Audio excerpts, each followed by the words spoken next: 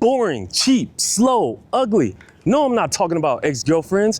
I'm actually talking about entry-level subcompact SUVs and what most buyers think of it. But guess what? They're trying to change that with this. Kia's precious Seltos has officially entered its second generation in a big way. No, seriously, this subcompact SUV that seats up to 5 has grown bigger. Not only does it get a bold new look with a boxier profile, but it's now taller, wider, and longer. The wheelbase has been extended 2.4 inches and can be had with up to 19-inch wheels, and now gets up to 8.1 inches of ground clearance for those who look to go adventuring. Kia also gave us a look at its off-roading potential with a special custom Seltos prototype that had all-terrain tires, a hitch bike rack, crossbars, a roof rack, and a deep red colored matte wrap. However, all second generation Seltoses will come with LED headlights, amber daytime running lights, and if you're looking for more rugged styling, X-Line models like my Tester get gloss black wheel arch cladding, gunmetal accents, and blacked out emblems. What does it look like? Yeah, okay, alright, fine. Let's address the elephant in the room. Yeah, it looks like the Kia Telluride, and Kia says it's okay to refer to that. That's the flagship. It's boxy, has a flush side with these door handles that you can pull out, or if you got the keys, they pop out for you. Only on higher trims though.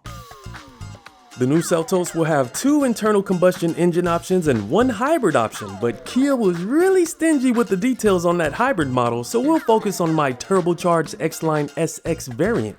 Thanks to the Seltos' new larger dimensions, that translates to more interior space. Out back behind the rear seats lies a class-leading 27.8 cubic feet of cargo space. And with the rear seats folded down, that opens up to another class-leading 64.2 cubic feet of space. Think of all the fun stuff you could put back there. A couple notes in the cargo area. There's no outlets back here, so if you want to plug up a smoothie machine or something, you won't be able to do it. But you do have this system, the Kia extra gear, or I forgot what they called this, but you could take out these little contraptions and you can hang bags, and you got an upper level and a lower level. And you also have a little storage cubby right here, and you can option a spare tire, which is great. You don't see that a lot. You always see that tire repair kit. But one button that's missing back here, and I'm very mad about it, is the close to lock button. Close and lock combo button. They don't have it up here. And if you do want to fold the rear seats down, you can't do it back here. You actually have to go into the second row. But it does have a 60-40 split, so there's a little configurability in here, and it's when you fold them both down, yeah, there we go. Sorry, Kia. There's a decent amount of space. Seating for passengers increases with this new generation as well. Cloth seating comes standard, but my X-Line SX Tester comes with these heated and ventilated black synthetic leather trim seats with a 12-way power adjustable driver's seat that has a relaxation mode button, but there's no leg rest extension. And front passengers, you only get a 6-way manually adjustable seat. No power for you. So yes, this is bigger, so let's see how I fit. I'm 6'4", and I got plenty of headroom and some good leg room in the driver's position with a good range of motion, and this seat can go pretty far back on its tracks, but how it is right now, totally fine. And there's also 4-way lumbar support, which is great because driver seats need lumbar support for those long drives, and some subcompact SUVs don't have that. And you even get memory seat settings on this top of the line SX X-Line trim. And you also get a steering wheel column that's highly adjustable, some good range of motion. And behind that, my favorite feature, there's not a lot of gloss black much of anywhere, not on the steering wheel controls, on the dash, on your center stack. I enjoy that. Even on the door panels where your heated and cool seats and your heated steering wheel buttons are located. The window switchgear, no gloss black. Down below, little plasticky. You can put your bottle right here, which is totally fine. But I love the look of no gloss black. You other OEMs, you better take note. Kia's doing their interior in a good way. But let's see how I fit in the rear seats, because This is set for my ideal seating position. Again, I'm 6'4", and I wish the seat backs were soft, but they're not. They're very hard.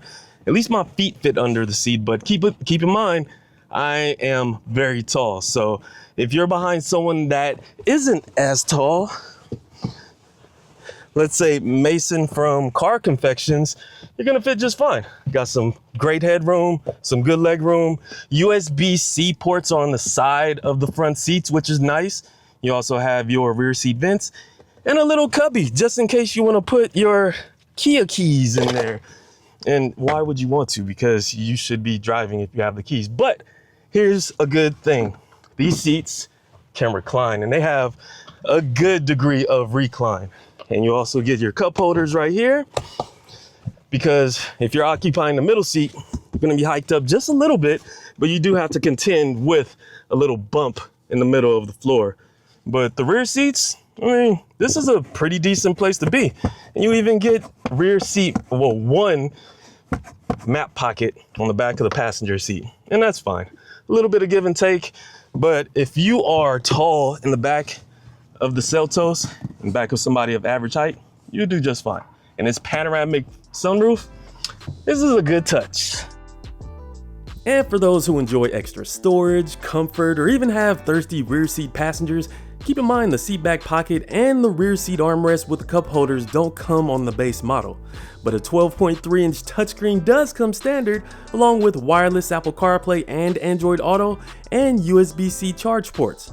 For more digital screen goodness, a 12.3-inch digital gauge cluster comes on the top X-Line SX model, and this 5-inch climate display is also available on the top trim levels.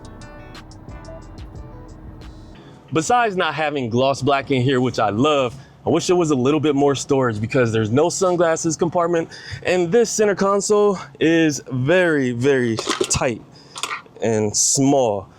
But this interior looks good. You have your dual screen setup, 12.3 inches, and this operating system is easy to work, customizable, has wireless phone integration, and you also have your physical buttons with your volume roller down at the bottom with physical controls for your HVAC system and 3 USB-C ports right above your wireless charging pad. And you also have a key station for your key fob, and that's pretty nice. Now, in the hybrid, they said that the shifter is column mounted, and this opens up space for a little bit more storage. So in this trim, we have a traditional shifter right next to your engine start stop button, which is located right here. Keep in mind, it's not located on the dash. So this interior, it actually looks and feels quite premium. And you don't get a digital rear view mirror, that's not a thing, but I really dig this interior. The seats are comfortable.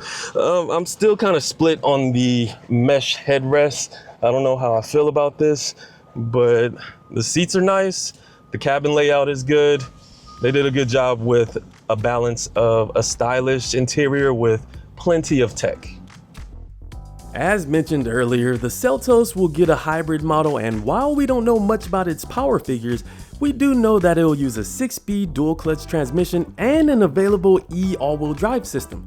For now, the base engine for the Seltos is a 2-liter naturally aspirated 4-cylinder making 147 horsepower and 132 pound-feet of torque. This is linked up to a continuously variable transmission, and front-wheel drive is standard, but all-wheel drive is available for an extra $1,700. If that's not enough power for you, the range-topping X-Line SX model comes with an exclusive turbocharged 1.6-liter engine pushing out 190 horsepower, 195 pound-feet of torque, and is linked up to an 8-speed automatic transmission with standard all-wheel drive. So I'm driving the upgraded turbocharged model, and if you think this is a rocket, this is not, because it takes a little bit of time to get up to speed, and there's a mean throttle delay. Like right now, here my foot hit the floor with the accelerator. Yeah, that took a long time. I'm gonna do it again. Bink. Yeah, so if you're looking to actually have a ripping, fun, quick time, this ain't it.